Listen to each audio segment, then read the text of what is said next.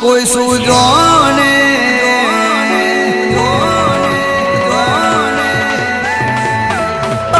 મારી માતાની વાત કોઈ સૂજો ને